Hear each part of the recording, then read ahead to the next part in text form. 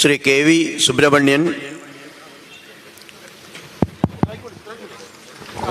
V Viswanathan master. അഭിവാദ്യങ്ങൾ അഭിവാദ്യങ്ങൾ അഭിവാദ്യങ്ങൾ അഭിവാദ്യങ്ങൾ പ്രിയ സഖാക്കൾക്ക് അഭിവാദ്യങ്ങൾ. പ്രസ്ഥാനത്തിലേക്ക് കടന്നു വന്ന മുൻ പ്രിയ സഖാക്കൾക്ക് അഭിവാദ്യങ്ങൾ. KV സുബ്രഹ്മണ്യൻ, അഭിവാദ്യങ്ങൾ അഭിവാദ്യങ്ങൾ. K വിശ്വനാഥൻ മാസ്റ്റർ, അഭിവാദ്യങ്ങൾ അഭിവാദ്യങ്ങൾ. കോൺഗ്രസ് പ്രസിഡന്റും ദേവാലയ സർവീസ് ബാങ്കിന്റെ ദീർഘകാലത്തെ പ്രസിഡന്റുമായിരുന്നു. ആയിരം ആയിരം അഭിവാദ്യങ്ങൾ. നേരിൻ പക്ഷത്തേക്ക് കടന്നു വന്ന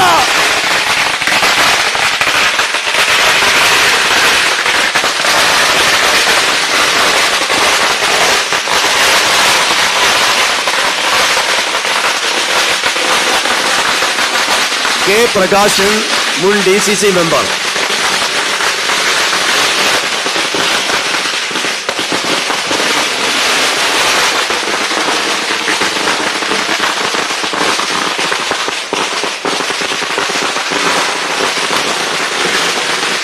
JC പ്രശാന്ത് കുമാർ, ഇപ്പോൾ ചെവായൂർ ബാങ്കിന്റെ കഴിഞ്ഞ 15 കൊല്ലക്കാലമായി പ്രസിഡന്റായി പ്രവർത്തിക്കുന്ന ശ്രീ JC പ്രശാന്ത് കുമാർ.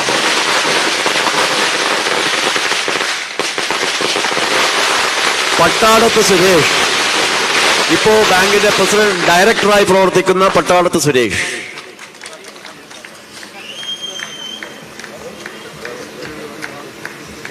തോട്ടത്തിൽ മോഹൻദാസ്, മുൻ director Chevayur bank.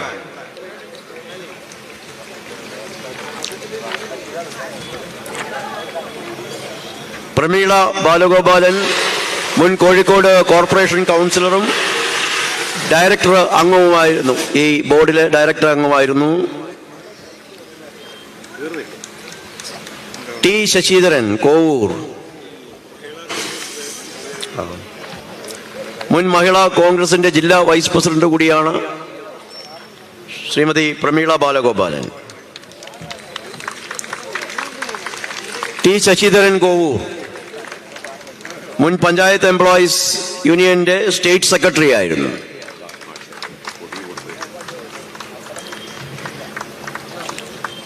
UV Sreekumar, Chevayur മുൻ ബ്ലോക്ക് സെക്രട്ടറി. മുജീബ് മാമ്പറ്റ, മുൻ youth Congress block secretary. Kishore Kumar, സംസ്ഥാന കമ്മിറ്റി മെമ്പർ, കർഷക കോൺഗ്രസ്. ബിന്ദു വിനോദ്, മുൻ Mahila Congress block president. T Balakrishnan, vice president, Kottooli മണ്ഡലം. വിശ്വനാഥൻ നായർ, മുൻ Congress booth president, Vellimadukunnu. Sasidharan, Kovoor, booth president. Rakesh Punathil, youth Congress block secretary. Shihabuddin, Congress booth president. Bineesh Devagiri, Congress booth president. Nikhil, youth Congress മണ്ഡലം സെക്രട്ടറി. അരവിന്ദാക്ഷൻ അടുക്കത്ത്, മുൻ മണ്ഡലം സെക്രട്ടറി. MK ശശിധരൻ, മുൻ Congress block secretary. Sajith Kumar, booth secretary, Paroppadi. MK Anilkumar, മുൻ block general secretary. Udayan VP, booth president. Sasi, booth president. Chandran Palaparamba, booth president, Vellimadukunnu. Divya C, മുൻ മഹിളാ കോൺഗ്രസ്. റീമ, മുൻ Mahila Congress. Bindu PK, Mammanithazham. Sheikh Shereen, NGO quarters. Vasantha R, Usha, Paroppadi. Subramanian, Kovoor. Prabeesh P, Mammanithazham. Sumitha PP, Puthankulangara. Leela P, Puthankulangara. Sujanapal P, Ushakumari V. Bindu Sreenilayam, Kovoor. Arun Nand, Chevayur. Athul, medical college.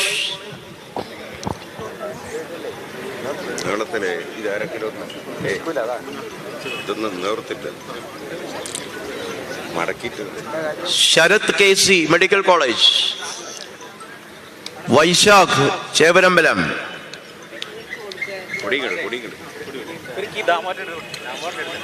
Shyamlal Chevarambalam, Akhil Rajesh Chevarambalam, Vijith KT Mammilithazham, Nithul Sethu, Babilesh, Praveesh VT, Prajith NM,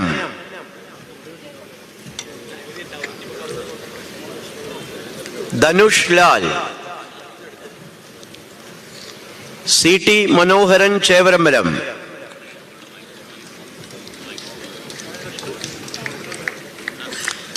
Prasad Kunnatheri Chevarambalam, Reena, Sulitha KV, Subila, Roshna Balagopalan, Shibili T,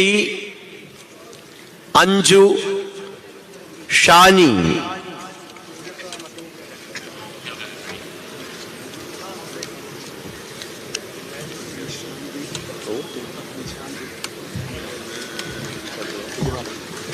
Nishanth Puthiyapalam, Nishanth പുതിയപാലം,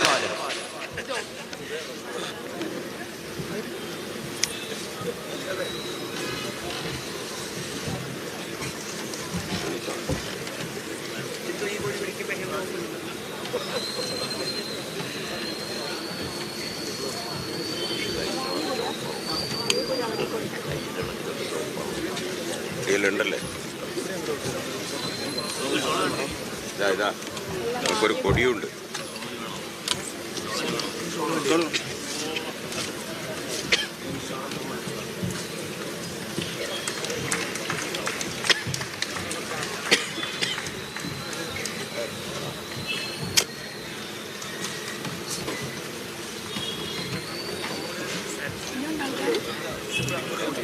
ആ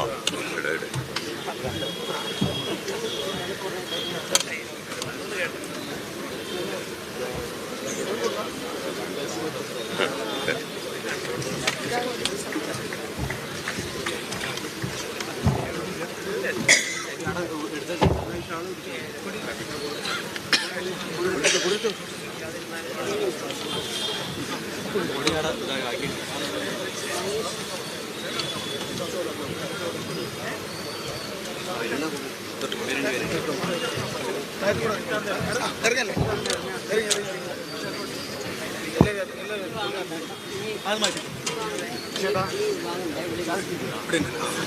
അതിലുണ്ട്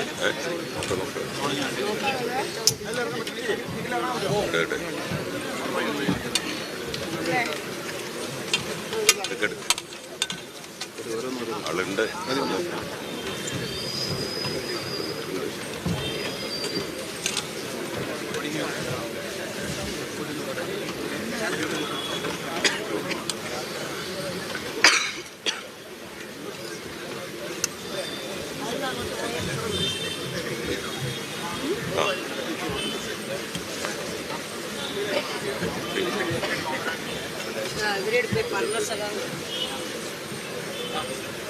രണ്ടുപേര് കൂടി പറയാൻ Anilkumar TC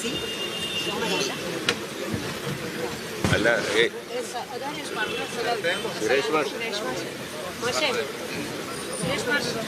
മാഷോട് പോയി അനിൽകുമാർ TCയും സോമരാജും കൂടി പറയാം. Anilkumar TC Somaraj Ajith Kumar Anilkumar TC Ajith Kumar Ajith Kumar Anilkumar TC Anilkumar Ajith Kumar Somaraj Somaraj Puthiyara Ajith Kumar DC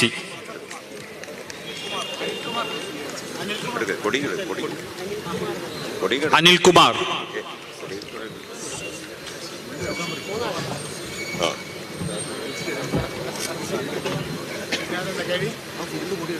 Vijayan ചമ്മാട്ട് Vijayan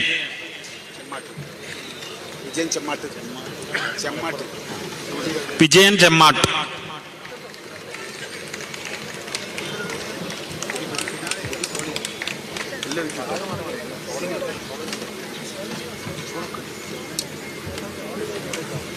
ഞാനിവിടെ നിന്നുകൊണ്ട്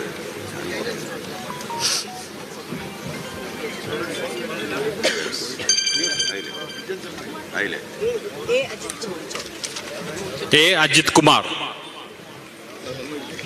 ഒന്നില്ല അതാ വരുന്നുണ്ട്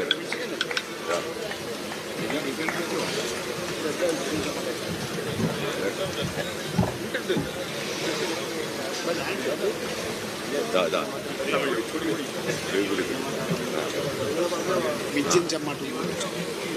വിജയൻ ചെമ്മാട്ട് ആ വരുന്നുണ്ട് അയാളല്ലേ വരുന്നത് ശരി ശരി വരട്ടെ ആ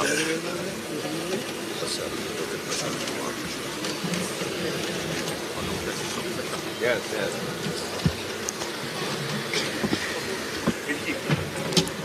ഈ പരിപാടിയുടെ അധ്യക്ഷൻ CPM-ൻ്റെ ജില്ലാ സെക്രട്ടറി കൂടിയായ സഖാവ് മെഹബൂബ്, പാർട്ടി സംസ്ഥാന കമ്മിറ്റി അംഗങ്ങളായ മോഹനൻ മാസ്റ്റർ, ലിതിയ ഉൾപ്പെടെയുള്ള നേതാക്കളെ, പുതുതായി പാർട്ടിയുമായി ബന്ധപ്പെട്ട് പ്രവർത്തിക്കുന്നതിന് തീരുമാനിച്ചെത്തിച്ചേർന്ന വിശ്വനാഥൻ മാസ്റ്റർ ഉൾപ്പെടെയുള്ള പ്രമുഖരായ പഴയ കോൺഗ്രസ് നേതാക്കളെ, സഹോദരി സഹോദരന്മാരെ, സുഹൃത്തുക്കളെ, വളരെയേറെ ശ്രദ്ധേയമായ ഒരു ജനകീയ മുന്നേറ്റമാണ് പുതിയ സഖാക്കളെ വരവേൽക്കുന്നതിനു വേണ്ടി ഇവിടെ സംഘടിപ്പിച്ച ഈ പരിപാടികളിൽ പങ്കെടുത്തിട്ടുള്ളത്. ഈ പരിപാടിയിൽ ഇതുപോലെ ഒരു ജനകീയ മുന്നേറ്റം സൃഷ്ടിക്കാൻ സാധിച്ചത് ഈ പ്രദേശത്ത് ഇവിടെ ചൂണ്ടിക്കാണിച്ചതുപോലെ വളരെ കാലമായി പരമ്പരാഗതമായി പ്രവർത്തിച്ചുകൊണ്ടിരിക്കുന്ന കോൺഗ്രസ് പാർട്ടിയുടെ പ്രമുഖ നേതാക്കൾ, ബാങ്കുമായിട്ട് ബന്ധപ്പെട്ടതിൻ്റെ സ്ഥാപക നേതാവ് വിശ്വനാഥൻ മാഷ് ഉൾപ്പെടെ, ഇപ്പോഴത്തെ പുതിയ പ്രസിഡന്റ് ഉൾപ്പെടെ അവരുമായി ചേർന്ന് നിൽക്കുന്ന നിരവധിയായ നേതാക്കളും പ്രവർത്തകരും കമ്മ്യൂണിസ്റ്റ് പാർട്ടി ഓഫ് ഇന്ത്യ മാർക്സിസ്റ്റുമായി സഹകരിച്ച് പ്രവർത്തിക്കുന്ന ഒരു മുഹൂർത്തത്തിന് സാക്ഷ്യം വഹിക്കാനാണ് നിങ്ങളെല്ലാവരും ഇവിടെ എത്തിച്ചേർന്നിട്ടുള്ളത്. തീർച്ചയായും ഈ ഒരു നിമിഷം കേരളത്തിലെ പാർട്ടിയെ സംബന്ധിച്ച്, CPIM-നെ സംബന്ധിച്ച് ആവേശം നൽകുന്ന ഒന്നാണ് എന്ന് ആദ്യം തന്നെ ഞാൻ നിങ്ങളെ അറിയിക്കുകയാണ്. എന്താണ് ആവേശത്തിന് അടിസ്ഥാനം എന്ന് ചോദിച്ചാൽ, ഈ കോഴിക്കോട് പട്ടണം ദേശീയ പ്രസ്ഥാനത്തിൻ്റെയും കമ്മ്യൂണിസ്റ്റ് പ്രസ്ഥാനത്തിൻ്റെയും ആദ്യകാല ഘട്ടങ്ങളിൽ നിർണായക നേതൃത്വം നൽകിയ ഒരു പ്രദേശം. നിങ്ങൾക്കറിയാം, communist party of India Marxist രൂപം കൊള്ളുന്നതിന് മുമ്പ് അഭിവക്ത കമ്മ്യൂണിസ്റ്റ് പാർട്ടി എന്ന രീതിയിൽ CPI ഇന്ത്യയിലെ അതിൻ്റെ അഖിലേന്ത്യാ നേതൃത്വവുമായി ചേർന്ന് ആദ്യത്തെ സെല്ല് രൂപീകരിച്ചത്. അന്ന് സെല്ല് എന്ന് പറയുന്നത്, നമ്മൾ ബ്രാഞ്ച് എന്ന് പറയുന്നതിന് പകരം വന്ന് സെല്ലാണ്. ആ സെല്ല് രൂപീകരിച്ചത് ഒരു പച്ചക്കറി പീടികൻ്റെ മേലെ ഈ കോഴിക്കോട് അങ്ങാടിയിലാണ്. 4 ആളുകൾ മാത്രമേ അതിൽ പങ്കെടുത്തിട്ടുള്ളൂ. ഒരാൾ അഖിലേന്ത്യാ നേതൃത്വം എന്ന രീതിയിൽ 5 പേര്. അതിൽ പങ്കെടുത്ത 5 പേര്, ഒന്ന് P. Krishnapillai, 2 EMS, 3 K. Damodaran, 4 NC Shekhar, 5ാമത്തെ അഖിലേന്ത്യാ നേതാവ് VS ഘാട്ടെ. അന്നിരിക്കാൻ കസേരയോ മേശയോ ഒന്നും ഉണ്ടായിരുന്നില്ല.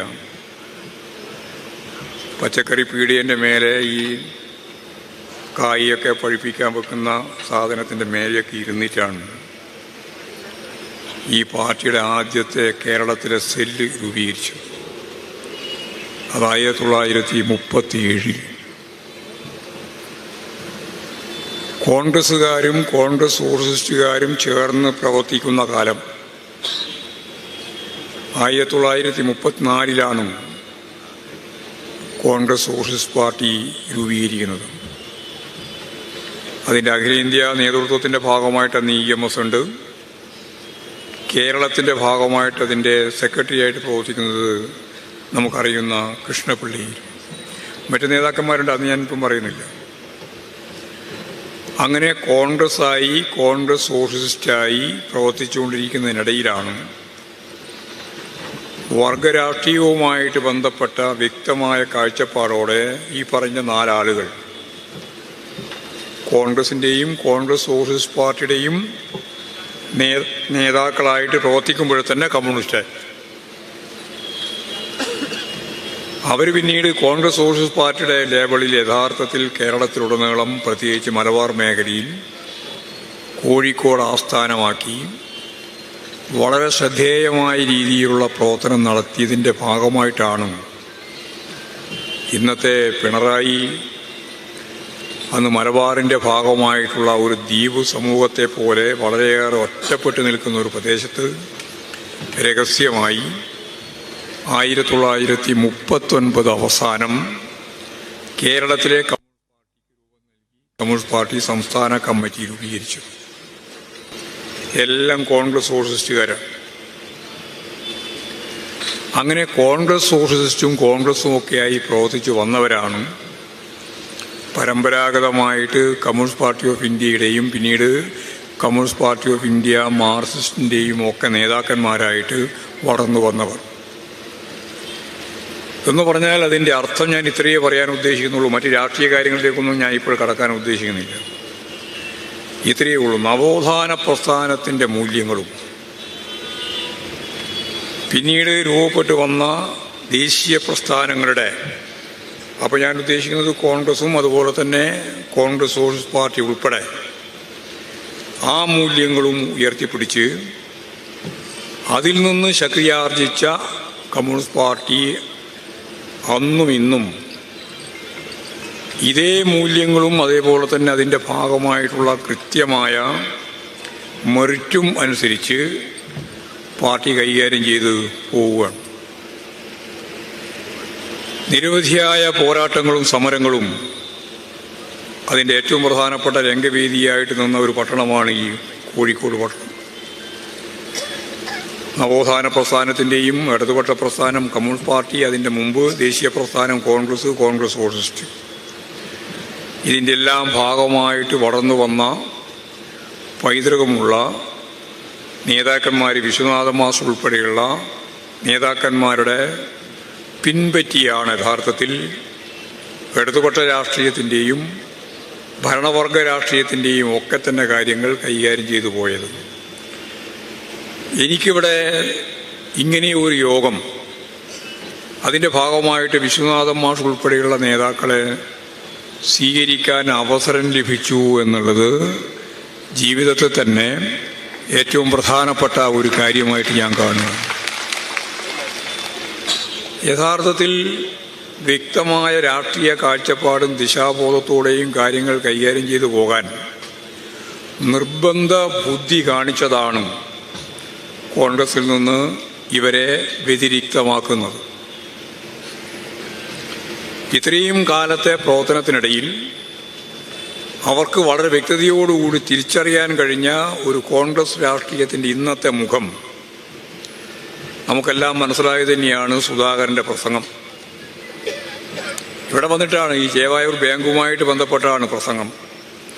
ആ പ്രസംഗത്തിലാണ് കോൺഗ്രസിന്, കോൺഗ്രസിൻ്റെ പാനലിന് അനുകൂലമായിട്ട് വോട്ട് ചെയ്തില്ലെങ്കിൽ നിങ്ങൾക്കിവിടെ ജീവിക്കാനാവില്ല എന്ന സുധാകരൻ്റെ സാധാരണ, ഞങ്ങൾക്കതിൽ അനുഭവമൊന്നുമില്ല, കണ്ണൂർക്കാർ സ്ഥിരമായ പ്രസംഗത്തിൻ്റെ സ്റ്റൈല് അത് തന്നെയാണ്. അതെല്ലാം പ്രസംഗത്തിൽ ഒതുങ്ങുന്നതിൻ്റെ അപ്പുറത്തൊന്നും നടക്കില്ല എന്ന് ഞങ്ങൾക്ക് നന്നായിട്ട് അറിയാം. പണ്ടേ അറിയാം, ഇപ്പോഴും അറിയാം. അതിലൊന്നും ആരും ഒരു പ്രയാസം നിങ്ങൾ അനുഭവിക്കണ്ട, ഒരു പ്രയാസം നിങ്ങൾക്ക് ഉണ്ടാകണ്ട, ഒരു പ്രയാസം ഉണ്ടാവുകയും ചെയ്യില്ല. CPIM-ന്റെ ചെമ്പതാകയും അതുപോലെ തന്നെ ഈ ചെമ്പതാകയുടെ ഒപ്പം തന്നെ നൽകിയിട്ടുള്ള ഈ ഷാളും, ചുവപ്പ് ഷാളും അണിഞ്ഞ നിങ്ങളെ തൊടാൻ ഒരു ശക്തിക്കും ഈ ഭൂമുഖത്ത് സാധിക്കില്ല. അതിനുള്ള പരിപൂർണമായ പിന്തുണ, അതിനുള്ള പരിപൂർണമായ സംരക്ഷണം ഈ party, communist party of India Marxist ഒരു തരത്തിലും പഴുതില്ലാത്ത രീതിയിൽ ഒരുക്കുമെന്ന് ഞാൻ ഈ സന്ദർഭത്തിൽ പറയാൻ ആഗ്രഹിക്കുകയാണ്. അതുകൊണ്ട് ആ പ്രസംഗത്തിൻ്റെ ഭാഗമായിട്ടുള്ള കാര്യങ്ങളിലേക്കല്ല ഞാൻ കടക്കുന്നത്. ഇതിൻ്റെ ഉള്ളിൽ പതുങ്ങിയിരിക്കുന്ന ഒരു രാഷ്ട്രീയമുണ്ട്. ആ രാഷ്ട്രീയം എന്താ?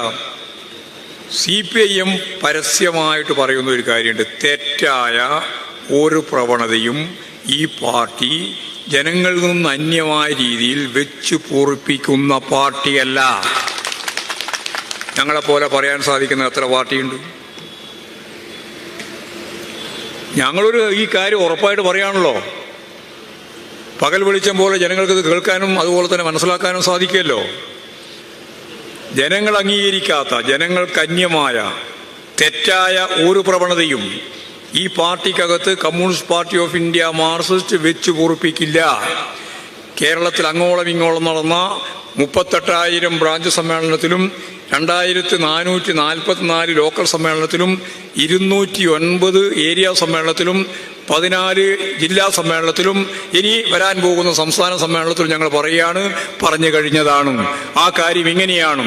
തെറ്റായ ഒരു രീതിയും ഞാൻ നേരത്തെ പറഞ്ഞ ദേശീയ പ്രസ്ഥാനത്തിൻ്റെയും അതിനു മുമ്പുള്ള നവോത്ഥാന പ്രസ്ഥാനത്തിൻ്റെയും അതിൻ്റെ തുടർച്ചയായി വന്ന കമ്മ്യൂണിസ്റ്റ് പാർട്ടിയുടെയും ഞാൻ ഈ ഉൾച്ചേർത്ത് നിർത്തിയിട്ടുള്ള ഈ മൂല്യങ്ങളെയും അതിൻ്റെ മെറിറ്റിനെയും നിരാശപ്പെടുത്തുന്ന രീതിയിൽ, തെറ്റായ രീതിയിലുള്ള ഒരു പ്രവണതയെയും ഈ party, communist party of India Marxist വെച്ച് പൊറുപ്പിക്കില്ല എന്ന് പരസ്യമായിട്ട് ഞങ്ങളുടെ പാർട്ടിയെ സംബന്ധിച്ച് ഞങ്ങൾ വ്യക്തമാക്കിയിട്ടുള്ളതാണ്. എന്താ ഇവിടെ ഉണ്ടായേ?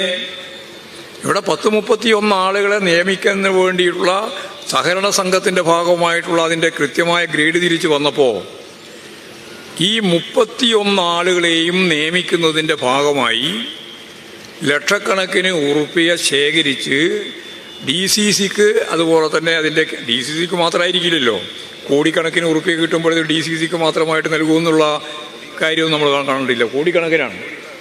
അപ്പോൾ ആ കോടികൾ അവർക്ക് കൊടുക്കണം എന്ന് പറഞ്ഞപ്പോൾ വിശ്വനാഥ മാഷ് ഉൾപ്പെടെയുള്ള പഴയ പാരമ്പര്യമുള്ള കോൺഗ്രസ് നേതൃത്വം നൽകുന്ന ബാങ്ക് അതിന് മനസ്സില്ല എന്ന നിലപാട് സ്വീകരിച്ചു. അങ്ങനെ കൈക്കൂലി വാങ്ങി നിങ്ങൾക്ക് പണം തന്ന് ഇവിടെ ജീവനക്കാരെ നിയമിക്കുന്ന നിലപാട് ഞങ്ങൾ സ്വീകരിക്കില്ല. തികച്ചും ആദർശപരമായ, ധൈര്യപൂർവമായ ആ നിലപാടാണ് യഥാർത്ഥത്തിൽ അടിസ്ഥാനപരമായിട്ട് ഇവരും അവരും തമ്മിലുള്ള വ്യത്യാസം രൂപപ്പെടുത്തിയത്. അതാണ് കാര്യം. ഒന്ന് അഴിമതിക്ക് വേണ്ടി നിലകൊള്ളുന്നു, മറ്റൊന്ന് അഴിമതി വിരുദ്ധ നിലപാട് സ്വീകരിക്കുന്നു. ഈ അഴിമതി വിരുദ്ധ നിലപാട് സ്വീകരിക്കുന്നവർക്ക് എത്തിച്ചേരാൻ സാധിക്കുന്ന കേരളത്തിലെ പാർട്ടി ഏതാണ് എന്ന ചോദ്യത്തിന് പ്രബലമായ party communist party of India Marxist തന്നെയാണ് എന്ന് എല്ലാവർക്കും അറിയാം.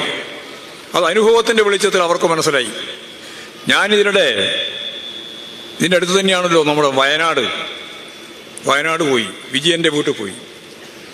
വിജയൻ കോൺഗ്രസിൻ്റെ DCC ട്രഷററാണ്. ആ മനുഷ്യനവിടെ ആത്മഹത്യ ചെയ്തു. ആത്മഹത്യ ചെയ്യുക മാത്രമല്ല, മകനെ കൊന്നിട്ടാണ് ആത്മഹത്യ ചെയ്തത്. ഞാൻ അങ്ങനെ തന്നെയാണ് അവിടെയും പറഞ്ഞത്. അവശേഷിക്കുന്ന ഒരു മകനും മകൻ്റെ ഭാര്യയുള്ള ആ വീട്ടിലാണ് ഞാൻ പോയത്. അവരിപ്പോഴും കോടിക്കണക്കിന് ഉറുപ്പികയുടെ കടത്തിലാണ്.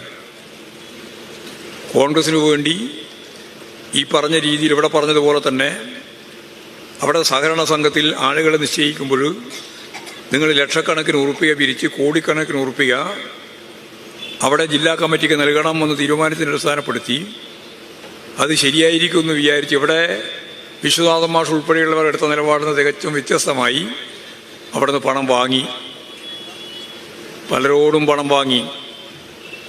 ആ പണമൊന്നും തിരിച്ചു കൊടുക്കാനോ ആ പണം വാങ്ങിയവർക്ക് കൃത്യമായി ജോലി കൊടുക്കാനോ ഒന്നും സാധിച്ചില്ല. അങ്ങനെ വിജയൻ ട്രഷറർ എന്ന രീതിയിൽ തൻ്റെ സ്വത്തെല്ലാം പണയം വെച്ച് വരുന്നവർക്കെല്ലാം കുറേയൊക്കെ കൊടുത്ത് ബാക്കി കടമായി കിടക്കുകയാണ്. കോടിക്കണക്കിന് ഉറുപ്പിക കടം വന്നപ്പോഴാണ് കോൺഗ്രസിൻ്റെ KPCC പ്രസിഡന്റിനോട്, സുധാകരനോട് കൃത്യമായിട്ട് പറഞ്ഞു, എനിക്കിത്ര കോടിയാണ് കിട്ടാനുള്ളത്, അത് ലഭിക്കുന്നതിന് വേണ്ടി ആവശ്യമായ ഇടപെടൽ നടത്തിയിട്ടില്ലെങ്കിൽ എനിക്ക് ആത്മഹത്യ ചെയ്യേണ്ടി വരുമെന്ന് കൃത്യമായിട്ട് പറഞ്ഞ് കത്തെഴുതി. ആദ്യം കത്ത് കിട്ടിയില്ല എന്ന് പറഞ്ഞു, അവസാനം കത്ത് കിട്ടിയെന്ന് പറഞ്ഞു. ഞാനവിടെ പോയപ്പോൾ അതുവരെ VD സതീശൻ പോയിട്ടില്ല.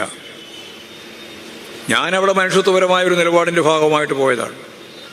ഇനിയും ആ കുടുംബം അവസാന നിമിഷം വരെ നിലനിന്ന് മുന്നോട്ടേക്ക് പോകാൻ വേണ്ടിയിട്ടാണ് നമ്മൾ ഇടപെട്ടത്. ഞാനവിടെ പോയ ദിവസമാണ്, ഞാൻ പോയതിന് ശേഷമാണ് അവിടെ സതീശൻ പോയത്. ഞാൻ പോയൊരു കാര്യം പറഞ്ഞു, തൻ്റെ സ്വന്തം മകനെ, ഞാനില്ലാതെ വികലാംഗത്വമുള്ള ഒരു ചെറുപ്പക്കാരനാണ് അവനവിടെ 6 കൊല്ലം ജോലി ചെയ്തതാണ് ആ ബാങ്കിൽ. എന്നിട്ട് MLA തന്നെ നേരിട്ട് കത്ത് കൊടുത്ത് ആ ബാങ്കിൽ നിന്ന് ആ ചെറുപ്പക്കാരനെ പിരിച്ചുവിട്ടു. എന്നിട്ട് അതിന് പകരം വേറൊരു കോൺഗ്രസിൻ്റെ നോമിനിയായിട്ടുള്ള ലക്ഷക്കണക്കിന് ഉറുപ്പിക പൈസ വാങ്ങിയിട്ട് തന്നെ ഒരാളെ നിയമിച്ചു. നിങ്ങൾ ആലോചിച്ച് നോക്ക്, ട്രഷററായ കോൺഗ്രസിൻ്റെ അംഗവൈകല്യമുള്ള മകനെ 6 കൊല്ലക്കാലമായിട്ട് 7 കൊല്ലക്കാലമായിട്ട് അവിടെ ജോലിയിൽ പ്രവേശിപ്പിച്ച് ജോലി ചെയ്തുകൊണ്ടിരിക്കുമ്പോൾ അവനെ ജോലിയിൽ നിന്ന് ഒഴിവാക്കി, അവന് ജോലിയില്ലാതെ ഒരു അവസ്ഥയിലേക്ക് എത്തിച്ച്, എന്നിട്ട് MLAയുടെ പേരിൽ കത്ത് കൊടുത്ത്, ആ കത്തെല്ലാം പുറത്തു വന്നിട്ടുണ്ട്, ആ കത്തടിസ്ഥാനപ്പെടുത്തി മറ്റൊരാൾ നിയമിച്ച്, ആ നിയമിച്ചയാൾ ഇപ്പോഴും അവിടെ നിൽക്കുകയാണ്, ഇവന് ജോലിയില്ല. ആദ്യത്തെ വളരെ പ്രധാനപ്പെട്ട പ്രശ്നം, ഞാൻ ആത്മഹത്യ ചെയ്താൽ ഈ അംഗവൈകല്യമുള്ള മകൻ്റെ ജീവിതം എന്തായിരിക്കുമെന്ന് അദ്ദേഹം ചിന്തിച്ചു. എന്നിട്ടാണ് ആദ്യം അവനെ കൊന്നത്. എത്ര പൈശാചികമായ രീതിയാണ് നിങ്ങൾ ആലോചിച്ച് നോക്കൂ. ഒരു മനുഷ്യൻ ആ നിലയിലെത്തണമെങ്കിൽ എത്ര പ്രയാസപ്പെടണം. ആദ്യം മകനെ കൊന്നു, എന്നിട്ട് സ്വന്തം മരിച്ചപ്പോൾ കത്തെഴുതി വെച്ചു. ഇപ്പോഴും കൃത്യമായിട്ട് കടം എത്ര എന്നുള്ളതിനെ തിട്ടപ്പെടുത്തി. ഞാനവിടെ പോയപ്പോൾ തന്നെ കടത്തിൻ്റെ കൃത്യം അവർ എന്നോട് പറഞ്ഞു, കോടിക്കണക്കിനാണ്. എല്ലാം വിറ്റ് തുലച്ചാലും തീരാതത്ര കടം. ഇപ്പോൾ ഞാൻ അവരോടൊരു കാര്യം പറഞ്ഞു, യഥാർത്ഥത്തിൽ കോൺഗ്രസ്സാണ് ഈ കടം വീട്ടേണ്ടത്. കോൺഗ്രസിൻ്റെ സംഘടനാ പ്രവർത്തനത്തിൻ്റെ ഭാഗമായിട്ട് നിന്ന് വാങ്ങിയ കടത്തിൻ്റെയും അതിൻ്റെ ഭാഗമായിട്ട് ബാങ്കിൽ നിന്നെല്ലാം വാങ്ങിയ സ്വത്ത് പണയം വെച്ച് വാങ്ങിയിട്ടുള്ള കടത്തിൻ്റെ എല്ലാം ഭാഗമായിട്ടാണ് ഈ പ്രശ്നം വന്നത്. അതുകൊണ്ട് KPCC ഈ കടം വീട്ടി ഈ കുടുംബത്തെ ആത്മഹത്യയിൽ നിന്ന് രക്ഷപ്പെടുത്തണം എന്ന് പത്രക്കാരുൾപ്പെടെയുള്ള അവിടെ വന്നു ചേർന്ന ആളുകളെല്ലാം കേൾക്കത്തക്ക രീതിയിൽ തന്നെ ആ കുടുംബത്തെ സന്ദർശിച്ചുകൊണ്ട് ഞാൻ പറഞ്ഞു. അങ്ങനെ പറഞ്ഞപ്പോൾ പത്രക്കാരെന്നോട് ചോദിച്ചു, ഇത് കോൺഗ്രസ്സുകാർ ചെയ്യുന്നില്ലെങ്കിലോ എന്ന്. അപ്പോഴും മനുഷ്യത്വപരമായ ഒരു കാര്യം ഞാൻ പറഞ്ഞു, ഈ കാര്യം കോൺഗ്രസ്സുകാർ ചെയ്യുന്നില്ല എങ്കിൽ ഈ കുടുംബം ആത്മഹത്യയിലേക്ക് പോകാതിരിക്കുന്നതിന് വേണ്ടി എന്തെല്ലാം കാര്യം ചെയ്യേണ്ടി വരുമോ അത് ഈ പാർട്ടി ചെയ്യുമെന്ന് ഞാൻ അവരോട് പറഞ്ഞു. പിന്നീടാണ് സുധാകരൻ പോയിട്ട്, VD സതീശൻ ഉരുണ്ട് കളിച്ചു, ഒന്നും പറഞ്ഞിട്ടില്ല. സുധാകരൻ പോയിട്ട് പറഞ്ഞു, ഞങ്ങൾ ഈ കടം ഉൾപ്പെടെയുള്ള കാര്യം ഏറ്റെടുക്കുമോ എന്നുള്ളത് ഇപ്പോൾ പറയാൻ സാധിക്കില്ല, എന്താണ് ചെയ്തുകൊണ്ടിരിക്കുന്നത് എന്ന്. ഞാൻ കൃത്യമായിട്ട് പറഞ്ഞതാണ്, ആ കുടുംബത്തെ ആത്മഹത്യയിലേക്ക് വീണ്ടും തള്ളിവിട്ടുകൂടാ. കാരണം ഈ കടമൊന്നും അവർക്ക് തിരിച്ചടക്കാൻ സാധിക്കുന്നത്, ഇതെല്ലാം കൈക്കൂലി വാങ്ങിയിട്ട് കൊടുത്തതാണ്. അതിനെ തിരിച്ചു കൊടുക്കാൻ സാധിക്കാത്ത സാഹചര്യത്തിലാണ് ഈ പറയുന്ന മനുഷ്യൻ വിജയൻ ആത്മഹത്യ ചെയ്യുന്നത്, മനുഷ്യൻ സ്വന്തം മോനെ തന്നെ കൊല്ലുന്നത്. ഈ ഒരവസ്ഥ നമ്മൾ കണ്ടതല്ലേ. അതുകൊണ്ട് വിശ്വനാഥൻ മാഷ് ഉൾപ്പെടെയുള്ളവരോട് എനിക്ക് അഭിനന്ദന സൂചകമായി പറയാനുള്ളത്, നിങ്ങളെടുത്ത തൻ്റെ ഇടമുള്ള തീരുമാനം കൊണ്ട് നിരവധി ആത്മഹത്യകൾ ഒഴിവാക്കാൻ നിങ്ങൾക്ക് സാധിച്ചിട്ടുണ്ട്. അത് കോൺഗ്രസിൻ്റെ ഭാഗമായിട്ട് നിൽക്കുമ്പോൾ തന്നെ നിങ്ങൾ ആ നിലപാട് സ്വീകരിച്ചു. അതിനുശേഷമാണ് നിങ്ങളെ അവർ നടപടിയിലേക്ക് വിധേയപ്പെടുത്തിയത്. പാർട്ടി നടപടി വരികയാണ്. അഴിമതി നടത്തുന്ന നിലപാട് സ്വീകരിക്കാതെ ബോർഡ് പ്രസിഡന്റിനെയും ബോർഡ് മെമ്പർമാരെയും നടപടിക്ക് വിധേയപ്പെടുത്തി സംഘടനാപരമായിട്ടുള്ള സമീപനത്തിലേക്ക് പോവുകയാണ്. അതിൽ നിന്നാണ് യഥാർത്ഥത്തിൽ എന്താണ് സംഭവമെന്ന് തിരിച്ചറിയുകയും അതിനെ തുടർന്ന് CPIM-ന്റെ കൂടി സഹായത്തോടെ ആ ബാങ്കിൽ മത്സരിക്കുകയും ആ മത്സരിച്ചതിൻ്റെ ഭാഗമായിട്ട് ജയിക്കുകയും ഇപ്പോഴിവിടെ പുതിയ ഭരണസമിതി അധികാരത്തിൽ വരികയും അപ്പോഴാണ് ഞാൻ നേരത്തെ പറഞ്ഞ പോലെ തെറ്റായ രീതിയിൽ ആരെങ്കിലും വോട്ട് ചെയ്തിട്ടുണ്ടെങ്കിൽ അവർക്കെല്ലാം ശൂലം വരും, അവരെ ഒന്നും ജീവിക്കാൻ അനുവദിക്കില്ല എന്ന വെല്ലുവിളി ഉണ്ടായിട്ടും ആ വെല്ലുവിളിയെ അഭിമുഖീകരിച്ചുകൊണ്ട് ഈ ബാങ്ക് വലിയ രീതിയിൽ നിങ്ങൾക്ക് ജയിപ്പിക്കാൻ കഴിഞ്ഞിരിക്കുന്നു. നിങ്ങളെല്ലാം ഈ സന്ദർഭത്തിൽ അതിനു വേണ്ടി പ്രവർത്തിച്ച എല്ലാവരെയും ഞാൻ ഈ സന്ദർഭത്തിൽ അഭിനന്ദിക്കുകയാണ്, അഭിവാദ്യം ചെയ്യുകയാണ്. ഇവിടെ ഞങ്ങളോടൊപ്പം ചേർന്ന് നിരവധി ആളുകൾ, പുരുഷന്മാരും സ്ത്രീകളും പ്രായമുള്ളവരും ചെറുപ്പക്കാരും ഒക്കെ വന്നു. ഞങ്ങളെ സംബന്ധിച്ചിടത്തോളം ഞങ്ങളുടെ പാർട്ടിയെ സംബന്ധിച്ച് നിങ്ങൾക്ക് നല്ല ധാരണയുണ്ടാവുമെന്ന് എനിക്കറിയാം. മറ്റേതെങ്കിലും പാർട്ടിയെ പോലെ വളരെ പെട്ടെന്ന് തന്നെ പാർട്ടിയുടെ ഭാഗമായിട്ട് മാറിച്ചേരുക എന്നൊന്നും സാധിക്കുന്നതല്ല. അതുകൊണ്ടാണ് ഞാൻ ഉറപ്പായിട്ട് നേരത്തെ പറഞ്ഞുകൊണ്ടേയിരുന്നത് പാർട്ടിയുമായിട്ട് ബന്ധപ്പെട്ട് പ്രവർത്തിക്കും എന്നുള്ളതാണ്. അവരെ പാർട്ടി മെമ്പർഷിപ്പിലേക്ക് കൊണ്ടുവരേണ്ടതുണ്ട്. ഞങ്ങളുടെ പാർട്ടി മെമ്പർഷിപ്പിൻ്റെ സമീപനം എന്ന് പറയുന്നത് ആദ്യം അനുഭാവി ഗ്രൂപ്പിലേക്ക് വരും, അനുഭാവി ഗ്രൂപ്പിൽ നിന്ന് കാൻഡിഡേറ്റ് മെമ്പർഷിപ്പിലേക്ക് വരും, പിന്നെ കാൻഡിഡേറ്റ് മെമ്പർഷിപ്പിൽ നിന്ന് പാർട്ടി മെമ്പർഷിപ്പിലേക്ക് വരും. പക്ഷേ നിരവധി വർഗ ഭോജന പ്രസ്ഥാനങ്ങളുമായിട്ട് സഹകരണ പ്രസ്ഥാനം ഉൾപ്പെടെയുള്ള നിരവധി മേഖലയിൽ നിങ്ങൾക്ക് പ്രവർത്തിക്കാൻ കഴിയും, പ്രവർത്തിപ്പിക്കാൻ CPIM-നും സാധിക്കും. ആ രീതിയിലുള്ള പ്രവർത്തനങ്ങളുമായിട്ട് മുന്നോട്ടേക്ക് പോകണം. ഒരാൾ രാവിലെ അല്ലെങ്കിൽ ഇന്നലെ പാർട്ടിയിലേക്ക് വരികയല്ല ചെയ്യുന്നത്. ഇവിടെ നല്ല അനുഭവമുള്ളവരാണ് വരുന്നത്. അവർക്ക് രാഷ്ട്രീയത്തെ സംബന്ധിച്ച്, കേരള രാഷ്ട്രീയത്തെ സംബന്ധിച്ച് നല്ല ബോധമുള്ളവരാണ്. ആ ബോധം മുതൽക്കൂട്ടാക്കി കേരളത്തിലെ പാർട്ടിക്ക്, CPIM-ന് ഇവരെ കൂടി ചേർത്ത് മുമ്പോട്ടേക്ക് പോകുന്നതിന് യാതൊരു പ്രയാസവും ഉണ്ടാവില്ല. അനിൽകുമാറിനെ പോലെയുള്ള സഖാക്കൾ നേരത്തെ തന്നെ വന്നു. ഞങ്ങളുടെ പാർട്ടിയുടെ രീതി വെച്ച് നോക്കിയാൽ അനിൽകുമാർ ഇപ്പോഴും പാർട്ടിയുടെ ഏറ്റവും ശ്രദ്ധേയമായ ജില്ലയിലെ, ഈ കോഴിക്കോട് ജില്ലയിലെ പാർട്ടി ജില്ലാ കമ്മിറ്റി അംഗമായിട്ട് വളരാൻ സാധിച്ചിട്ടുണ്ട് എങ്കിൽ എല്ലാവരെയും ഈ പാർട്ടി ഉൾക്കൊള്ളും. എല്ലാവർക്കും സംഘടനാപരമായിട്ട് ഈ പാർട്ടിയിൽ പ്രവർത്തിക്കാനും സാധിക്കും.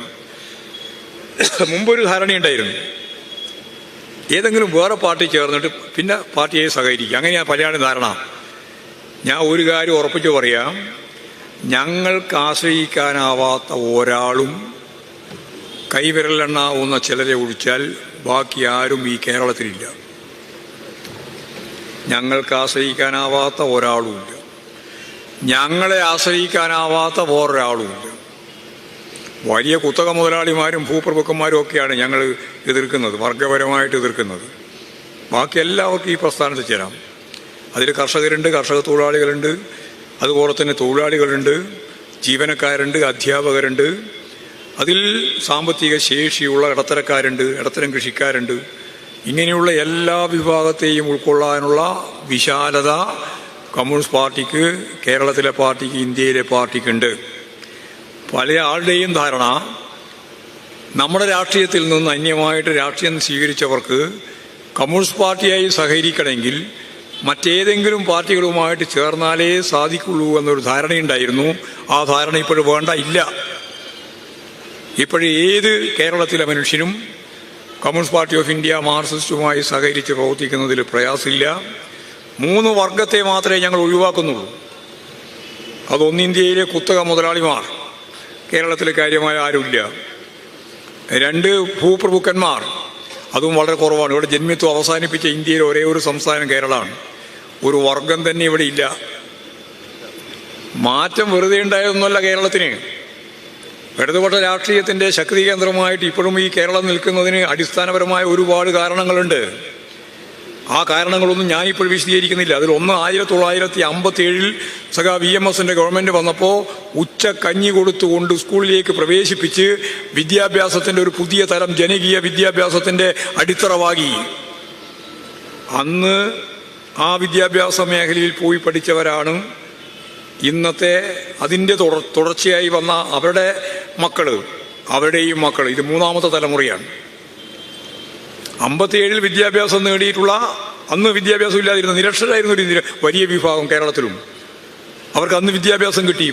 വലിയ വിദ്യാഭ്യാസമൊന്നുമല്ല, സാമാന്യ വിദ്യാഭ്യാസം കിട്ടി. അതിൻ്റെ 2ാമത്തെ തലമുറ വരുമ്പോൾ, അതായത് അന്ന് പഠിച്ചവൻ്റെ മക്കൾക്ക് കുറച്ചുകൂടി വിദ്യാഭ്യാസം കിട്ടി. അവൻ്റെ മക്കളാണ് ഇപ്പോഴും നമ്മുടെ നാട്ടിലെ മുഴുവൻ കുടുംബങ്ങളിലുള്ളത്. പട്ടികജാതി, പട്ടികവർഗം, പിന്നോക്കം, ചെത്തുതൊഴിലാളി, കർഷക തൊഴിലാളി, ഓട്ടോറിക്ഷ തൊഴിലാളി, ചുമട്ട് തൊഴിലാളി, എന്തെല്ലാം വേണോ അവരെല്ലാം ഇന്ന് അവരുടെ എല്ലാം വീട്ടിലുള്ളത് ഉന്നത വിദ്യാഭ്യാസം നേടിയവരാണ്. അത് ഈ കേരളത്തിലല്ലാതെ ലോകത്ത് വേറെ എവിടെ ഉണ്ടാവില്ല, സോഷ്യലിസ്റ്റ് രാജ്യങ്ങൾ ഒഴിവാക്കിയാൽ. ഇന്ത്യയിൽ എവിടെയില്ല, ഉറപ്പാണ്. ഇന്ത്യയിൽ ഏറ്റവും കൂടുതൽ അഭ്യസ്തവിദ്യരായ യുവതി യുവാക്കളുള്ള നാടേതാണ് എന്ന ചോദ്യത്തിന് UP എന്നല്ല ഉത്തരം, അത് ഈ കേരള. എത്ര ജനസംഖ്യ? നമ്മുടെ ജനസംഖ്യയുടെ എത്രയോ ഇരട്ടി. അവിടെയല്ല ഈ അഭ്യസ്തവിദ്യരായ യുവതി യുവാക്കൾ ഉള്ളത് ഇത്രയധികം. ഇവിടെയാണ്. നമുക്കിവിടെ 53 ലക്ഷത്തോളം വരും. ഞാനതിൻ്റെ കണക്കിലേക്കൊന്നും കിടക്കുകയല്ല. എന്തേ അവിടെയൊന്നും ഇല്ലാത്തത്? അവിടെ അഭ്യസ്തവിദ്യരായ യുവതി യുവാക്കളുണ്ട് കേട്ടോ. പക്ഷെ അവരെല്ലാം ഭൂപ്രമാണീൻ്റെ മക്കളാ. അവരെല്ലാം വലിയ പ്രമാണിമാരുടെ ഉദ്യോഗസ്ഥന്മാരുടെ മക്കളാണ്, വലിയ ജന്മിമാരുടെ മക്കളാണ്. അവിടെയുള്ള 30% മനുഷ്യർ ഇന്നും സ്കൂളിലേക്ക് പ്രവേശിച്ചു തുടങ്ങിയിട്ടില്ല, അവർക്ക് വീടുമില്ല. ഇവിടെ ഈ പാവപ്പെട്ട മനുഷ്യൻ്റെ എല്ലാം വീട്ടിൽ ഇപ്പോഴും അഭ്യസ്തവിദ്യരായ, ഞാൻ നേരത്തെ പറഞ്ഞ ഉന്നത വിദ്യാഭ്യാസം നേടിയ യുവതി യുവാക്കളുണ്ട്, കൃത്യമായിട്ട് ജനകീയമായിട്ട്. ഇത് വേറെ എവിടെയും ഇന്ത്യയിലില്ല. അതാണ് വിദ്യാഭ്യാസ മേഖലയിലെ ഏറ്റവും പ്രധാനപ്പെട്ട നമ്മുടെ കേരളം നൽകിയിട്ടുള്ള സംഭാവന, ജനകീയ വിദ്യാഭ്യാസം. അതിപ്പോഴും ശക്തിപ്പെടുത്താനാണ് ഞങ്ങൾ ശ്രമിച്ചുകൊണ്ടിരിക്കുന്നത്. ഈ ഗവൺമെൻറ് ഇപ്പോഴ് കൃത്യമായിട്ട് പറഞ്ഞു, കഴിഞ്ഞ 5 കൊല്ലക്കാലത്തിനിടയിൽ LP സ്കൂൾ മുതൽ ഹയർ സെക്കൻഡറി സ്കൂൾ വരെ ലോകോത്തരമായി. പിന്നെ അടുത്ത കൊല്ലം തുടങ്ങി പുതിയ ഗവൺമെൻറ് വന്നപ്പോൾ പറഞ്ഞു, നമ്മൾ യഥാർത്ഥത്തിൽ ഉന്നത വിദ്യാഭ്യാസത്തിൻ്റെ ഹമ്പാക്കിയിട്ട് ഈ കേരളത്തെ മാറ്റാൻ പോവാണ്. വിജ്ഞാന സമൂഹം, ഒരു പുതിയ പേര് കൊടുത്തു, വിജ്ഞാന സമൂഹം. നമ്മളതിനെ പറഞ്ഞ വളരെ പ്രധാനപ്പെട്ട വേറൊരു കാര്യം, വിജ്ഞാന സമ്പദ് വ്യവസ്ഥ. ഇതൊക്കെ വെറുതെ ഉള്ളൊരു പദപ്രയോഗമല്ല. വിജ്ഞാന സമൂഹവും വിജ്ഞാന സമ്പദ് വ്യവസ്ഥയും കൈകാര്യം ചെയ്യാൻ ഇന്നത്തെ ഇന്ത്യൻ സമൂഹത്തിൽ കേരളത്തിനല്ലാതെ മറ്റൊരു സംസ്ഥാനത്തിനും കൈകാര്യം ചെയ്യാൻ സാധിക്കില്ല. കാരണം ഈ പറയുന്ന പോലെ സാർവത്രികമായ ഉന്നത വിദ്യാഭ്യാസം നേടിയവരില്ല. അറിവ്, സാധാരണ എക്കണോമിക്സ് പഠിച്ചിട്ടുള്ള ആളുകൾ ഇവിടെ ഇരിക്കുന്നുണ്ടാവും.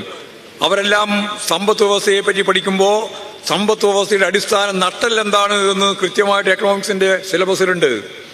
അത് വേറെ ഒന്നുമല്ല, പണമൂലധനമാണ്. പണമൂലധനം. ആ പണമൂലധനം ഉപയോഗിച്ചുകൊണ്ടുള്ള സമ്പദ് വ്യവസ്ഥക്കല്ല കേരളം ഊന്നൽ നൽകുന്നത്.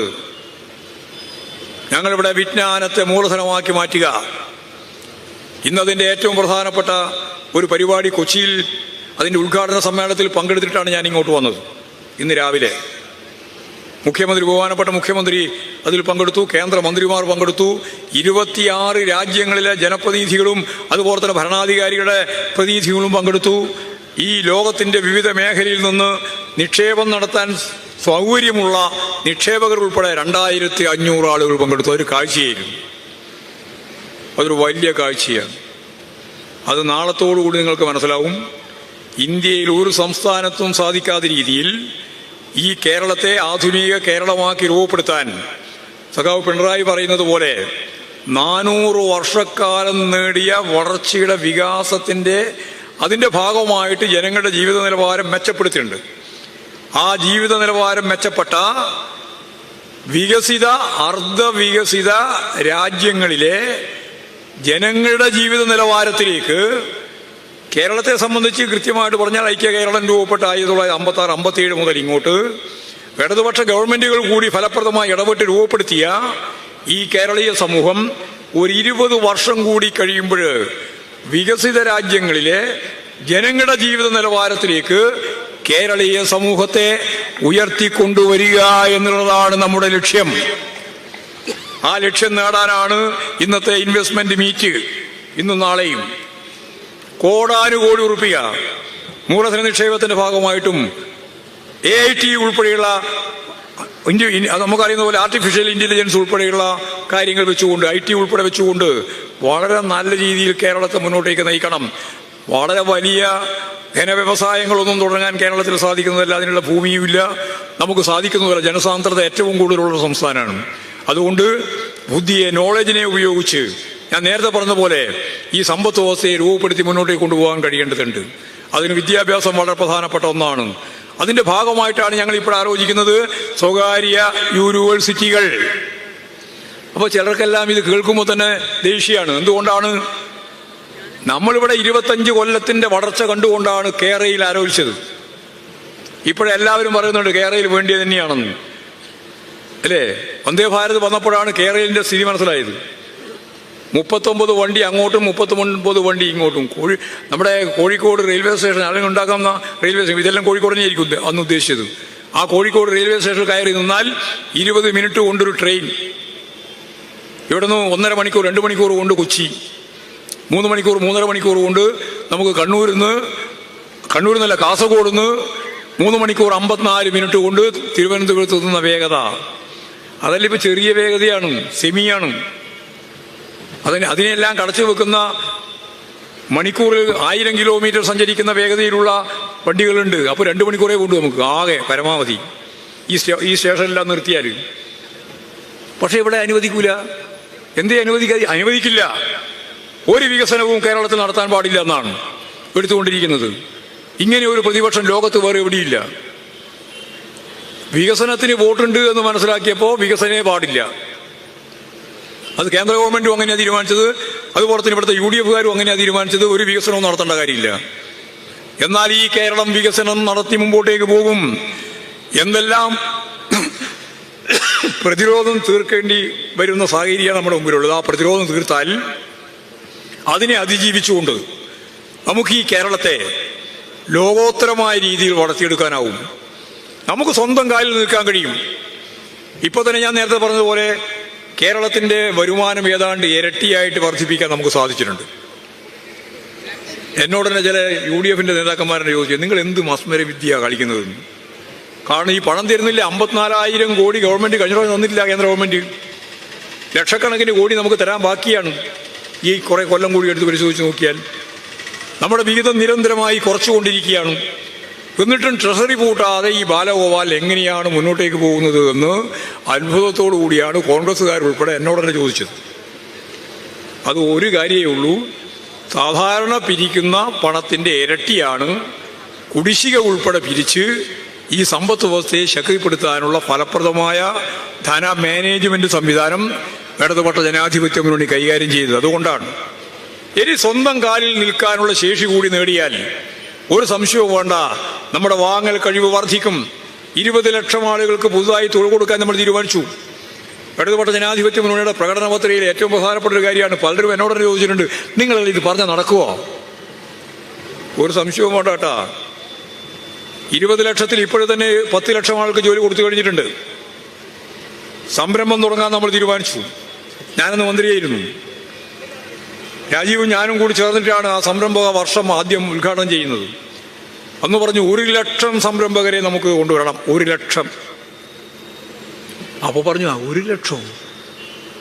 ഇപ്പോഴും 3 കൊല്ലായി. 3,10,000 3,10,000 സംരംഭം.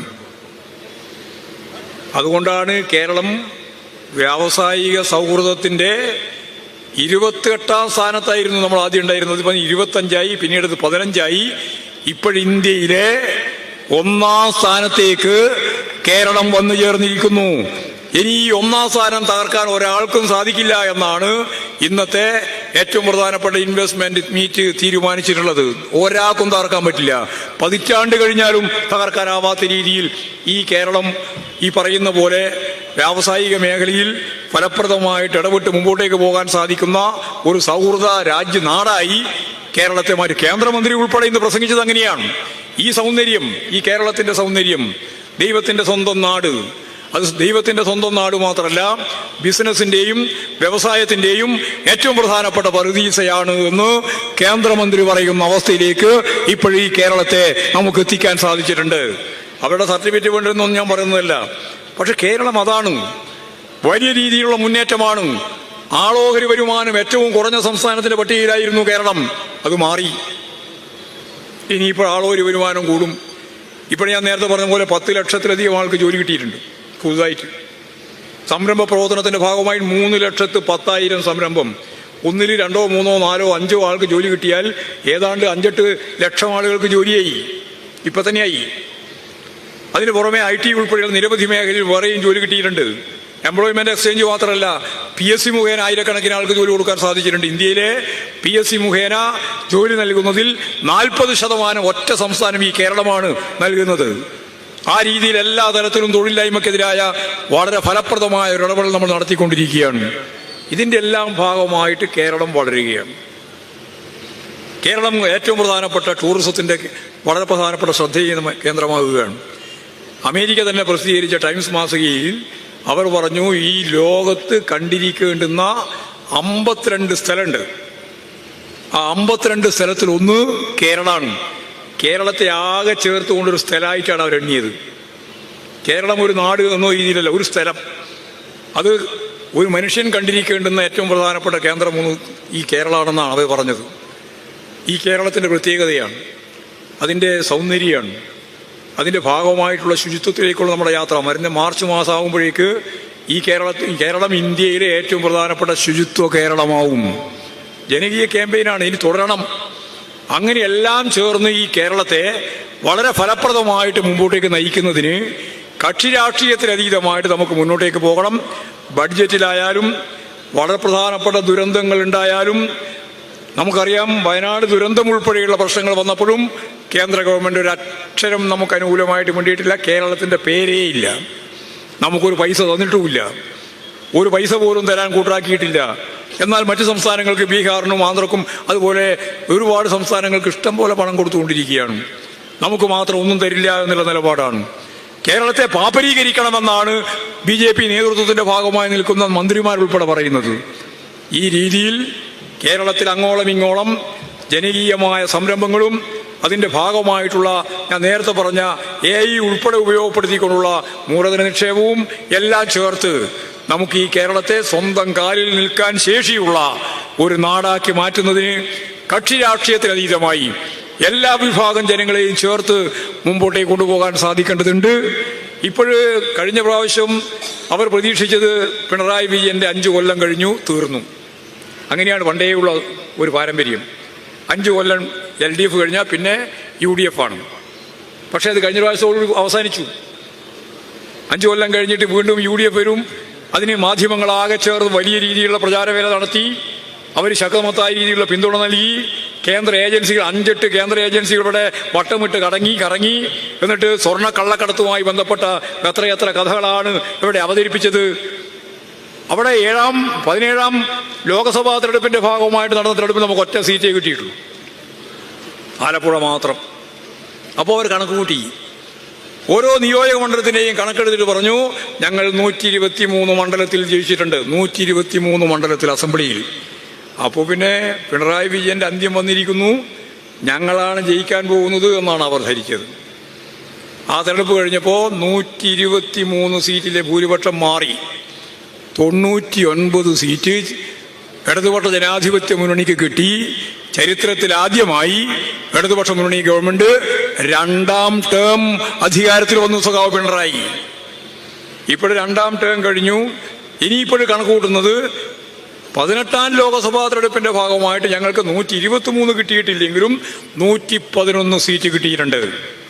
അതുകൊണ്ട് ഇപ്രാവശ്യം ഞങ്ങൾ എന്തായാലും വരും. മാത്രമല്ല, കോൺഗ്രസ്സുകാർ യോഗം ചേരുന്നതിൻ്റെ ഭാഗമായിട്ട് അമർഷത്തോടെ ഒരു കോൺഗ്രസ്സുകാരൻ പ്രസംഗിച്ചത്, ഞങ്ങൾക്ക് ഇനിയും 3ാം ഘട്ടത്തിലും പ്രതിപക്ഷത്തിരിക്കാനാവില്ല. അതിൻ്റെ ഏറ്റവും വലിയ ആളുകളാണ് ലീഗ് ഇങ്ങനെ വെപ്രാളപ്പെട്ട് കിടക്കുകയാണ്.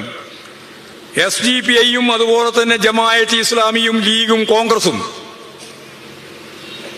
തെറ്റായ നിലപാട് സ്വീകരിച്ചുകൊണ്ട് വർഗീയ ശക്തികൾ മുഴുവൻ ചേർന്ന് ഇടതുപക്ഷ ജനാധിപത്യ മുന്നണിക്കെതിരായിട്ട് വരികയാണ്. ദൂരവ്യാപകമായ ഫലമുളവാക്കുന്ന ഒന്നായിരിക്കും അത് എന്ന കാര്യത്തിൽ തർക്കമില്ല.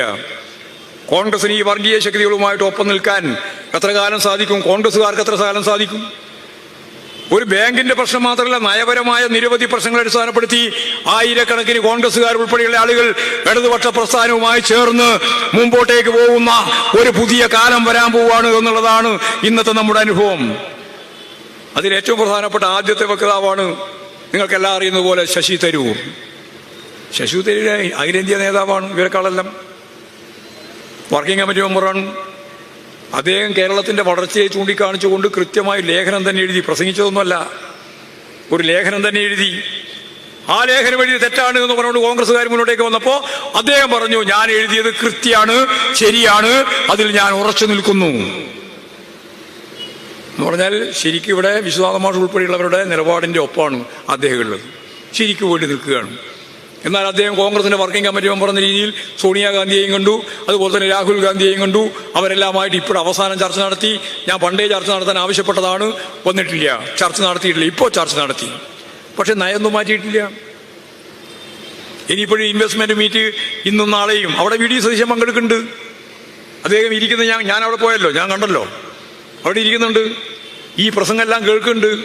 മുഖ്യമന്ത്രിയുടെ പ്രസംഗമുണ്ട്, അതുപോലെ തന്നെ വ്യവസായ വകുപ്പ് മന്ത്രിയുടെ പ്രസംഗമുണ്ട്, കേന്ദ്രമന്ത്രിമാരുടെ പ്രസംഗമുണ്ട്, ഈ പറയുന്ന എല്ലാവരുടെയും പ്രസംഗങ്ങളുണ്ട്. അതെല്ലാം കേട്ടിരിക്കുകയാണ്. അപ്പോൾ ഈ കേരളം എങ്ങനെയാണ് മാറുന്നത് എന്നതിൻ്റെ കൃത്യമായ തെളിവാണ്. ഇവിടെ ഇപ്പോൾ ചർച്ച ചെയ്തുകൊണ്ടിരിക്കുന്നത് ആരാണ് ഇനിയും വരാൻ പോകുന്ന തെരഞ്ഞെടുപ്പിൽ ജയിച്ചാൽ മുഖ്യമന്ത്രിയാവേണ്ടത് എന്നാണ്. അത് നമുക്ക് അന്നേരം നോക്കുന്നതല്ലേ. അതാണ് പലരും പറഞ്ഞത്, ഇപ്പം നോക്കണ്ട. എത്രയാ മുഖ്യമന്ത്രിമാരുടെ? ഒന്നാമത്തെ മുഖ്യമന്ത്രി വി ഡി സതീശൻ. അപ്പോൾ ഒരിക്കലും ഞാൻ അനുവദിക്കില്ല എന്ന് പറഞ്ഞിട്ട് രമേശ് ചെന്നിത്തല. ഞാൻ പിന്നെ എന്തിനാണ് ഇവിടെ പ്രസിഡന്റായിരിക്കുന്നത് എന്ന് സുധാകരൻ. ശശി തരൂരിനും അവസരം കിട്ടിയാൽ തരക്കേടില്ല എന്ന്. ഇവരെല്ലാം ഇവിടെ കുഴപ്പമുണ്ടാക്കിയാൽ അവസാനം ഞാൻ പ്ലെയിനിൽ, ഒരു സ്പെഷ്യൽ പ്ലെയിനിൽ മുമ്പ് AK ആന്റണി വന്നതുപോലെ കേന്ദ്രത്തിൽ നിന്ന് വരാൻ തയ്യാറായി നിൽക്കുന്ന KC വേണുഗോപാലൻ. വേണമെങ്കിൽ ഒരു ചാൻസ് കിട്ടിയാൽ മുരളീധരൻ. എത്ര ആളായി? ഇവരെല്ലാം കൂടി ചേർന്ന് ഞണ്ട് പിടിക്കുന്ന പോലെ അങ്ങോട്ടും ഇങ്ങോട്ടും പിടിച്ചാൽ ഈ വരാൻ പോകുന്ന 26 മെയ്യിൽ നടക്കുന്ന തെരഞ്ഞെടുപ്പിൽ 3ാം ടേം കേരളത്തിൽ ഇടതുപക്ഷ ജനാധിപത്യ മുന്നണി ഗവൺമെന്റ് അധികാരത്തിൽ വരുമെന്ന കാര്യത്തിൽ ഒരു സംശയം ഉണ്ടാവേണ്ടതില്ല. അതാണ് ഇപ്പോൾ ഈ കേരളം മുഴുവൻ ശ്രദ്ധിച്ചുകൊണ്ടിരിക്കുന്നത്. അല്ലാതെ നിങ്ങളെ മുഖ്യമന്ത്രിയാക്കുന്നതിനെ സംബന്ധിച്ചല്ല. കൃത്യമായിട്ടുള്ള ഒരു രാഷ്ട്രീയ ദിശാബോധത്തോടു കൂടിയാണ് ഈ കേരളം മുന്നോട്ടേക്ക് പോയിക്കൊണ്ടിരിക്കുന്നത്. ഞങ്ങൾക്ക് പ്രയാസമുണ്ട് എങ്കിൽ പോലും 62 ലക്ഷം ആളുകൾക്ക് കൃത്യമായിട്ട് 1600 രൂപ വർദ്ധിപ്പിക്കാൻ ഞങ്ങൾ ആലോചിച്ചതാണ്. എങ്ങനെ വർദ്ധിപ്പിക്കാനാണ്? എവിടെയാണ് പണമുള്ളത്? ഖജനാവ് പൂട്ടിപ്പോകുന്ന നിലപാട് സ്വീകരിക്കാൻ പറ്റുമോ? അതുകൊണ്ടാണ് 1000, 2000, 2500 കൊടുക്കാൻ കഴിയാത്തത്. വീട്ടമ്മമാരുടെ പെൻഷൻ നമ്മൾ പറഞ്ഞതാണ്. എങ്ങനെയാണ് തീരുമാനിക്കുക? ഇതാണ് സാമ്പത്തിക സ്ഥിതി. അപ്പോൾ പാവപ്പെട്ട ആളുകൾക്ക് കൊടുത്തുകൊണ്ടിരിക്കുന്ന ആനുകൂല്യങ്ങൾ നിലനിർത്തിക്കൊണ്ടും ഇനിയും പാവപ്പെട്ട ആളുകളെ സമീപിച്ച് അവർക്ക് ആവശ്യമായ നിലപാടുകൾ ഈ ഗവൺമെന്റ് കൃത്യമായിട്ട് സ്വീകരിച്ചുകൊണ്ടും ഒരു വികസന പ്രവർത്തനത്തിൽ നിന്നും പിന്നോട്ടേക്ക് പോകാതെ രാജ്യത്തിന്റെ, ലോകത്തിന്റെ മുമ്പിലെ ഏറ്റവും പ്രധാനപ്പെട്ട ഒരു കേന്ദ്രമായി ഈ കേരളത്തെ മാറ്റുന്നതിനു വേണ്ടിയുള്ള പ്രക്രിയയിൽ നിങ്ങളുടെ എല്ലാം പരിപൂർണമായ പിന്തുണയുണ്ടാവണമെന്നും നിരവധിയായ പാർട്ടികളിൽ നിന്ന് ഇടതുപക്ഷ പ്രസ്ഥാനങ്ങളിലേക്ക്, പ്രത്യേകിച്ച് CPIM-ലേക്ക് പുതിയ ആളുകളെ ഉൾക്കൊള്ളാനുള്ള കൃത്യമായ അതിൻ്റെ ഒരു വികാസ പ്രക്രിയയാണ് ഇപ്പോൾ കേരളത്തിലുടനീളം നടന്നുകൊണ്ടിരിക്കുന്നത്. ആയിരക്കണക്കിന് ആളുകൾ കേരളത്തിന്റെ വിവിധ മേഖലയിൽ നിന്ന്, കോൺഗ്രസിൽ നിന്നും BJP-യിൽ നിന്നും ഉൾപ്പെടെ ഈ പാർട്ടിയിലേക്ക് വന്നുകൊണ്ടിരിക്കുന്നുണ്ട്. അവരെല്ലാം ഉൾച്ചേർത്തുകൊണ്ട്, അവരെല്ലാം ഈ പാർട്ടിയുടെ ഭാഗമാക്കിക്കൊണ്ട് കൃത്യമായ രാഷ്ട്രീയ നിലപാട് സ്വീകരിച്ചുകൊണ്ട് സംശുദ്ധമായ രാഷ്ട്രീയത്തിന്റെ ഭാഗമായി ഞങ്ങൾ മുന്നോട്ടേക്ക് പോകാനാണ് ഉദ്ദേശിക്കുന്നത്. അതിന്റെ ഭാഗമായിട്ട് എത്തിച്ചേർന്ന വിശ്വനാഥ മാഷ് ഉൾപ്പെടെയുള്ള മുഴുവൻ സഖാക്കളെയും പാർട്ടിക്ക് വേണ്ടി അഭിവാദ്യം ചെയ്തുകൊണ്ട് ഈ പാർട്ടിയുമായി സഹകരിച്ച് നമുക്കെല്ലാം ഒറ്റക്കെട്ടായി ഈ കേരളത്തെ മുന്നോട്ടേക്ക് നയിക്കാൻ സാധിക്കത്തക്ക രീതിയിലുള്ള നിലപാടുകൾ സ്വീകരിക്കാം എന്ന് മാത്രം ചൂണ്ടിക്കാണിച്ചുകൊണ്ട് ഞാൻ എൻ്റെ വാക്കുകൾ ഉപസംഹരിക്കുകയാണ്.